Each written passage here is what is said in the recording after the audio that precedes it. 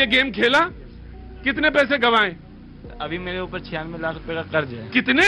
96 लाख। 96 लाख रुपए का कर्ज है।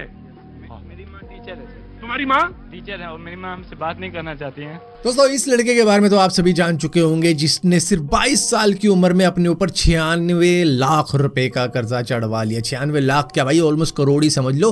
करोड़ रुपए का कर्जा इसने चढ़वा लिया। भैया इस एज में जब हम थे, हमसे 100 रुपए नहीं जुट रहे थे, इसने 96 लाख रुपए का कर्जा अपने ऊपर जुटा लिया, जो कि सारी उम्र कमाने पर भी शायद ये चुका पाया। हालांकि ये किया इसने स्कैम ही है, लोगों से पैसे लिए कि ला मैं तेरा डबल करता हूँ, उस तरीके से करते करते सभी को चूना लगा दिया, इंक्लूडिंग हिज फैमिली। अपनी फैमिली तक को नहीं छोड़ा इसने, उन सभी को जोड़ जाड़ के 96 लाख रुपए का कर्जा, जो ना ही इसने किसी प्रॉपर्टी में इन्वेस्ट किया, ना मकान बनाने में इन्वेस्ट किया, ना स्टॉक मार्केट में इन्वेस्ट किया कि चलो कुछ ना कुछ तो बचता। इसने तो सीधा ऑनलाइन गैम्बलिंग वाली गेम ही खेल डाली। जैसे कि आप देखते होंगे ना, आईपीएल के टाइम पे आपको मिलती रहती है कि भैया टीम बना लो, ये कर लो, सोशल मीडिया इन्फ्लुएंसर भी आ जाते हैं, क्रिकेटर भी आ जाते हैं, बॉलीवुड के स्टार भी आ जाते हैं कि भैया इस पर ये गेम खेलो, उस पर वो ओपिनियन दे दो। इस तरीके से वो कन्विंस करने की ये कोशिश करते हैं कि आप जो कर रहे हो वो बस स्किल गेम है और उसमें पैसा लगा दो, आपका डबल हो जाएगा। वही सेम चीज़ इसके साथ हुई। इसने उनकी बात मान ली और इस तरीके से लुटा पिटा बैठा है आज की डेट में। देखते तो होंगे आप अपने फेवरेट सोशल मीडिया इन्फ्लुएंसर को, जो कि लगे रहते हैं कि भैया ये गेम मैं 15 मिनट खेल लेता हूँ, एक बड़ी सी वीडियो चल रही होगी, उसके बीच में आ जाएंगे, कहेंगे मैं ये खेल के पैसे जमा करता हूँ, यहाँ पे मैं ओपिनियन दे देता हूँ, यहाँ से मुझे पैसे मिल जाते हैं। बस इस तरीके से इन्फ्लुएंसर्स ने आपको इस तरीके से इस जाल के अंदर झोंक डाला है, जिसके अंदर सिर्फ पैसा जाता जाता है, आता कभी नहीं है। इसको भी ये लत ऐसे ही लगी थी, सामने दिख गया कि भैया मेरा फेवरेट इन्फ्लुएंसर ऐसे ऐसे कह रहा है, चलो भैया 49 रुपये लगा देते हैं और देखते हैं टीम वीम बना के। और इस तरीके से करते करते ना जाने कितनी बार ये 49 रुपये हारा, और उसके चक्कर में भी इसको उधारी लेनी पड़ गई अपने स्कूल के दिनों में भी, कि मतलब 49 रुपीज़ क्या होते हैं, चल इससे ले लिए उससे ले लिए, इस तरीके से ये हारा। लेकिन आप कहोगे यार 49 रुपये और 96 लाख में तो यार बहुत फ़र्क है, ये इतना लंबा सफ़र इसने कैसे तय कर लिया? भैया ये तो शुरुआत है, ये एडिक्शन लगाने की शुरुआत है। इसको उसके बाद में ऑनलाइन बैटिंग ऐप की लत लग गई, क्योंकि वही होता है ना कि जैसे लेवल बढ़ता चला जाता है तो भैया इसका भी लेवल बढ़ गया कि इसने कहा 49 की अब क्या खेलनी, अब तो कोई बड़ी गेम खेलते हैं जिसमें एक्चुअली में पैसा बने, क्योंकि यहाँ तो टीम बना के पैसा बन नहीं रहा। अब इसने दूसरी साइड पे देखा कि भैया टीम बनाने की ज़रूरत ही नहीं है, यहाँ पे तो डायरेक्ट टीम पे पैसा लगाओ, और उस तरीके से भैया महादेव ऐप के ऊपर भी पहुंच गया, जहां के ओनर को भी आपने देखा होगा 200 करोड़ की शादी कर गया। बॉलीवुड के कई एक्टर इस एप्लीकेशन को प्रमोट कर गए, जिसके बाद में उन पर स्क्रूटनी बैठी हुई है, और कई सारे बॉलीवुड एक्टर भी उस शादी के अंदर पहुंचे। तो भैया अब सारे के सारे लोग सामने से कहने लग गए कि हमें नहीं पता था कि ये गैम्बलिंग ऐप है, हमने तो प्रमोट कर दिया, हमें तो लगा कि चलो पैसे वैसे बनते हैं तो थोड़ा बहुत लोग जनता पैसे बना लेगी। भाई तुम्हें उस एप्लीकेशन को प्रमोट करने के लाखों करोड़ों रुपए मिल रहे हैं, तो कुछ तो बात होगी, कुछ तो गड़बड़ होगी उसके अंदर। मतलब टके टके के सोशल मीडिया इन्फ्लुएंसर भी लाखों में इसको इन्फ्लुएंस करने के लिए पैसे ले रहे थे, और आज की डेट में देखो वही वीडियो बना रहे होंगे कि देखो ये चीज़ें नहीं करनी चाहिए, 96 लाख रुपए की वो मतलब जो भी चीज़ें हो रही हैं बहुत ही गलत हो गई, तो इस तरीके की एप्लीकेशन आपको नहीं खेलनी चाहिए। जबकि उसी वीडियो के अंदर निकलेंगे कि ये ऐप खेल के मैंने बनाए इतने पैसे, आप भी बना सकते हैं, तो ये खेलो, यहाँ ओपिनियन दे दो। सो अब ये महादेव एप्लीकेशन के ऊपर जैसे ही स्विच हुआ, इसने सीधा ही अपनी मम्मी के अकाउंट से 28,000 रुपए लुटा दिए, उसको लगा दिया गेमिंग के ऊपर कि भैया देखें जरा जीत के कैसे लगता है। थोड़े बहुत जीते भी होंगे, लेकिन ज़्यादा के चक्कर में ये हार गया, जो लगाए थे वो भी हार गया। उसके बाद में अपने घर वालों को कह दिया कि भैया OTP फ्रॉड हुआ है, मेरे को कॉल आई थी, तो उस वजह से ये 28,000 रुपए आपके बैंक से कट गए। तो भैया पेरेंट्स भी मान गए, चलो कुछ नहीं होता, अगली बार से ध्यान रखना। लड़का ये इतना ज़्यादा होशियार था कि JEE मेन भी ये क्लियर कर चुका था, और BTech की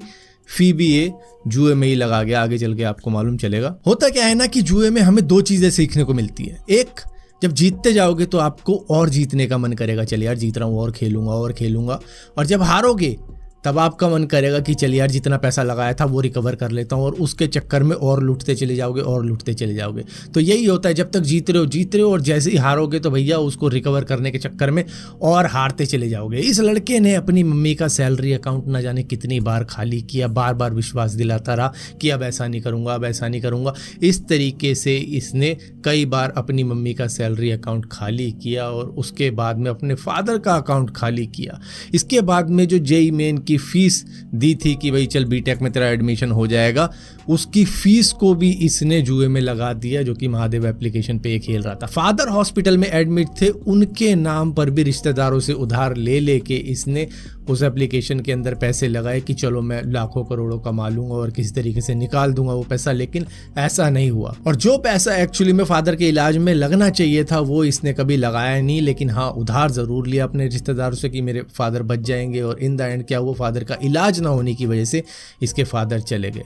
उनके अंतिम संस्कार में भी ना जा सका, इतनी ज़्यादा शर्मिंदगी इसके अंदर थी कि भैया अब किस मुंह से जाऊं, ये तो सारा ही पैसा जो इलाज में लगाना था वो मैंने जुए में लगा दिया। मतलब इससे पूरा एडिक्शन क्या होगा। एक ऐसा फादर जो कि बच्चे के लिए न जाने क्या क्या कर देता है, उसको हॉस्पिटल के बेड पर उसके इलाज का पैसा लेकर ये बंदा चला गया, लॉस खा गया, और उसके बाद में घर भी छोड़कर भाग गया, और उसके बाद में अंतिम संस्कार में किस मुंह से आता। अब इसके बाद में इसने कई सारे स्टेट के अंदर रहना शुरू कर दिया, कभी अयोध्या, कभी दिल्ली, कभी कहीं, और वहाँ पे भी लोगों को कई बार इन्फ्लुएंस कर देता था, क्योंकि अब इसको आ गया था, क्योंकि बार बार जब जुआ में खेल रहा है तो इसको पता था कि मैं ज़्यादा खेल रहा हूँ जिसकी वजह से मैं हार रहा हूँ, मुझे कम खेलना चाहिए, कम प्रॉफिट बुक करना चाहिए और इस तरीके से मैं कमाऊँगा। तो भैया किसी का 1000 रुपये ले लेता था कि ला मैं तेरे को 1 घंटे के अंदर इसको 1200 करके दे देता हूँ, ये दे देता था।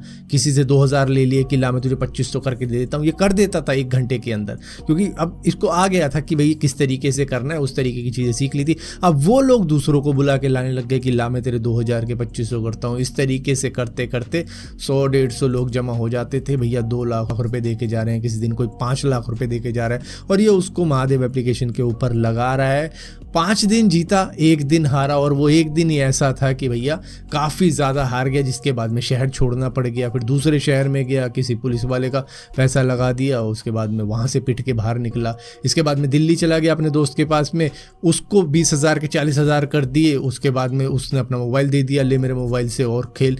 जिसके बाद में उसकी बहन की शादी का पैसा जो था वो सारा अपने अकाउंट में डाल के उसको भी लुटवा बैठा और वहाँ से भी भाग निकला। तो इस तरीके से करते करते इसने अपनी हालत ऐसी कर दी कि इन टोटल 1 करोड़ से भी ज़्यादा का कर्ज होगा, जिसको ये 96 लाख रुपए के करीब में बता रहा है। और आज इस लड़के को आप कई सारे सोशल मीडिया प्लेटफॉर्म के ऊपर प्रवचन देते हुए सुन रहे होंगे कि किस तरीके से बताना चाह रहा है कि इससे ये हो जाता है, वो हो जाता है, और शायद आने वाले वक्त में ये फिर किसी का पैसा लेके लगा दे कि शायद पैसा बन जाए। तो इस तरीके के लोग सिर्फ एक ही नहीं है, कई सारे हैं जिन्होंने अपने पैसे लुटाए हैं इन सभी गैम्बलिंग ऐप के चक्कर में। क्योंकि भैया इन्फ्लुएंसर तो आके कह देते हैं कि इसमें पैसा लगा दो, बहुत ये हो जाएगा, वो हो जाएगा, लेकिन करते करते इंसान उस जगह तक पहुंच जाता है जहां से वापस आना काफ़ी ज़्यादा मुश्किल हो जाता है। अभी आपने रिसेंटली एक लड़के को देखा होगा जिसने अपनी माँ से जिद कर करके खाना नहीं खाया कई दिनों तक कि भैया मुझे फ़ोन लेना है, उससे भी 70,000 रुपये का एक आईफोन लिवा दिया कि भैया मुझे आईफोन चाहिए। माँ की शक्ल पे दिख रहा था